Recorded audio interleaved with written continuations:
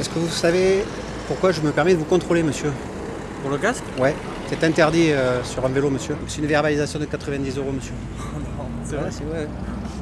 Alors oui, c'est vrai, on risque 90 € d'amende pour des écouteurs quand on est à vélo, mais aussi ça peut monter jusqu'à 135 € d'amende si on utilise son téléphone ou si on grille un feu rouge. En fait, les cyclistes sont tout simplement soumis au code de la route. Tout le monde pense que le vélo, on peut faire ce qu'on veut avec un vélo. C'est pour ça que vous avez des gens qui coupent les feux, qui prennent les trottoirs, qui coupent les piétons. C'est interdit.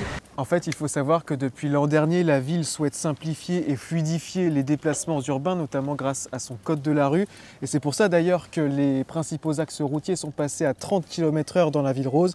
Et cette année, la municipalité entre dans une phase de répression avec un œil assez attentif sur les vélos. On n'attend pas là de ces opérations de faire du chiffre. On ne demande pas de verbaliser un maximum d'infractions.